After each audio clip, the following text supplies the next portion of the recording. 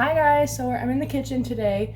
As you can probably guess, it is a rotating construction zone. But what am I doing today? Today I'm making cowboy candy. So cowboy candy is not very popular up here in the Pacific Northwest, but it is something that's kind of like a staple down south, and at least where I kind of have family that grew up with it. So, what is it? It's just sliced up jalapeños that are cooked in a brine and canned.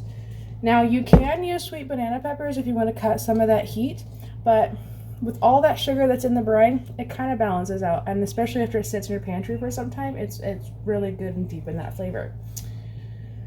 So when you do cook this, you definitely want to make sure that your windows are open, or at least have some kind of ventilation, because you will smoke everybody out. So how do I use cowboy candy?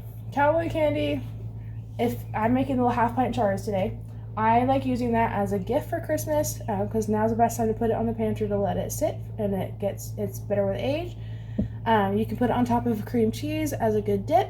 You can use it as a meat marinade. You can use it as a condiment if you want a little something on top of your soups or your sandwiches, or even on your salads as a little sweet and spicy kick to it. You can add it to other ingredients to make your dressings and marinades. It's really good.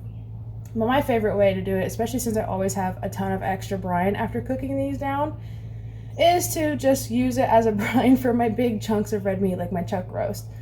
That to me is my favorite way to use this stuff. So I'm going to get these all cooked up today. Unfortunately, I didn't grow these ones, but they are a little spicy. I actually bought these from the store as a little small flat, and I figured why not. Eventually, I do want to do an Azure standard order. I just don't have the funds for that right now, and I don't have a spot that's close to me. I would have to drive about 45 minutes to an hour to the first local pickup spot, which is totally fine. I don't mind doing that. But I also need to clean up my storage stuff, because this house has very minimal storage for kitchen-wise, so I need to reorganize and redesign that before I do this. But I also want to be able to just grow this much myself eventually one of these days. But for now, this will make do. So let me show you what I've got going on. I already pre-sliced up all the jalapenos. I am going to be using apple cider vinegar. You can use white vinegar. Just follow the recipe down below if you want to make those kind of adjustments. Mind you, I am making like a triple batch of the brine for all those jalapenos, so this is going to look like a lot. This is sugar, turmeric, garlic powder. You can use fresh garlic slices if you would like. I just don't like the crunch of it after it's been sitting on the pantry, like on top of my cream cheese or in my salads. And celery seed. This is going to cook down with the apple cider vinegar for a while, and then we're going to cook the jalapenos into that brine. And it's going to be kind of a repetitive process, but I'll show you how this goes along the way. I've got my magnet lid and strainer on this funnel. I will only use this once we are done with all the jalapenos, and I'll strain the brine just a little bit because I don't like having all that extra celery seed popping up into my dishes. So I've already got the lids warming up at a low temperature, and I always overfill this because I'll probably not even be close to filling all these jars, but I got these jars in here warming up and sanitizing while I'm getting this brine going. Sorry, I got my dishwasher going in the background here. First thing that I'm going to do is get this up to a boil, and then I will reduce it to a medium low and make it simmer just about 5-6 minutes to get it to thicken up just a smidge. So that is boiling at a good and bright color. That is that turmeric. It is so good. So I'm going to let this boil for just a second and then turn the heat down, because this is turning into a boil that you can't stir down, which is perfectly fine. I'm going to cook it down for about 5 to 6 minutes to get it a little thicker. Got that down to a nice rolling boil, simmer. It's getting to that deeper color soon, and next is going to be putting in the peppers. Okay, so for this next part, I'm going to use gloves, but I just brought this up to a nice rolling boil. Just set this to the side real fast. Get my glove on. It's time to put the peppers in.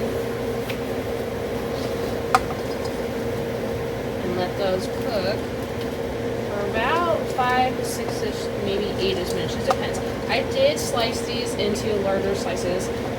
Not all these are going to fit in there, and that's okay.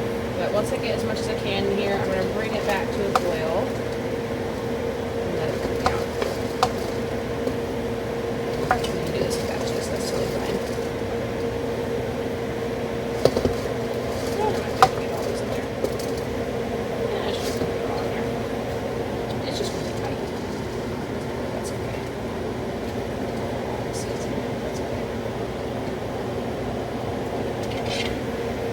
We can make it work. Best is to work around it all right. So I'm just gonna push it in there. I overestimated how much I was gonna make of the brine. So I feel like I'm only going to maybe get 2 of the big quart, or maybe, what size? I forgot what size jars I put in there for the brine. But I like having the brine on the side. So I might be able to only get a couple. I think I put 7 jars in there thinking I was going to have a ton of extra brine. But that's alright. So now I just got to get these all submerged as much as I can into that brine and boil it down for 7 to 8 minutes, just because I've got these cut thicker. Okay, so I just got all these peppers in, and I'm going to keep trying to submerging all of them just so that they're all getting coated and all of that jalapeno flavor is in that brine as it cooked down. So now it's time to get the jars out and prep. So I'm just going to leave that spatula in there and let that get up to boil. Alright, so I just took this off of the heat, and that looks pretty stinking good. I'm actually happy with that color. I do still see some not so tender pieces, but those are going to finish in the canner when they process for 15 minutes. I'm going to get that strained into the jars so that only the brine is left in the pot. Alright, that made about 13 jars. Now, with the leftover brine, I bring it up to a boil again and cook it down till it thickens to about 6 to 8 minutes before we put them in the jars of the peppers. Then whatever leftover brine is going into the larger jars for our meat brine. While that was boiling, I did decide to dismantle one of the jars. So I just have the 12 because I felt like once these kind of settled in their jars, I could fit more in there. Now that this is done, this is a really nice deep caramel color. I'm going to fill up those jars with the brine. A good way to debubble when you're using a butter knife is to just take your jar and lightly tap it on the counter, and then you can see that pretty much all of these need a little topping off, so and that is okay.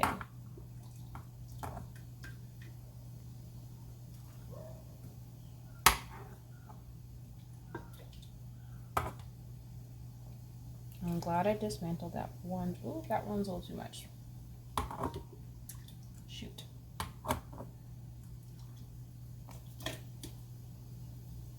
That's okay. I'll fix that in a second. So I actually got 4 jars of the brine. So that actually makes me really happy. Now to get all of the rims wiped with the vinegar and get the lids on and the bands on, fingertip tight, and into the canner for about 15 minutes when the water boils.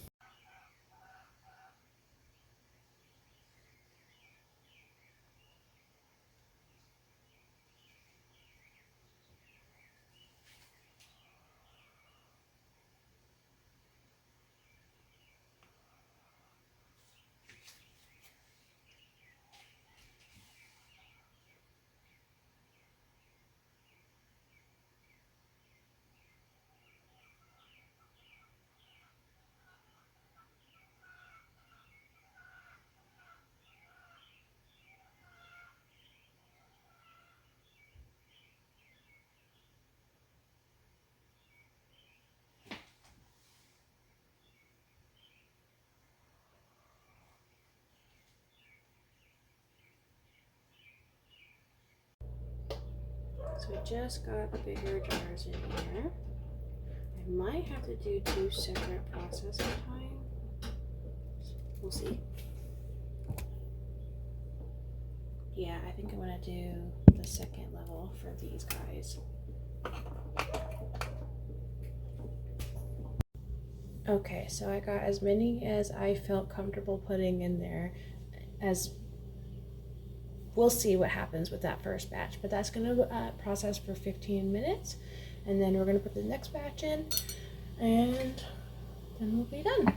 And they'll sit out here on the counter for a day. All right, these are done. The lid has been off for a few minutes to cool down. I'm going to go ahead and start taking these little ones out. This is the last batch.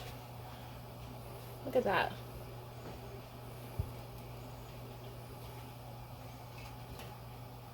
We'll definitely need to wash the jars after they're cooled and the rings are popped.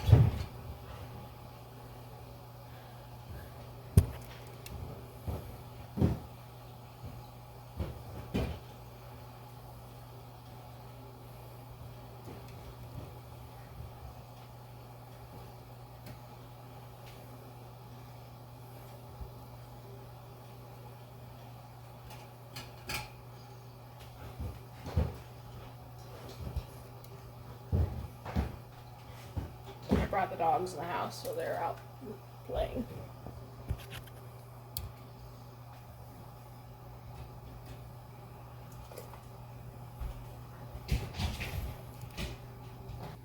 I was trying to see if I can get one on camera and the little ting. There it was. Did you see it? That one just popped. Good.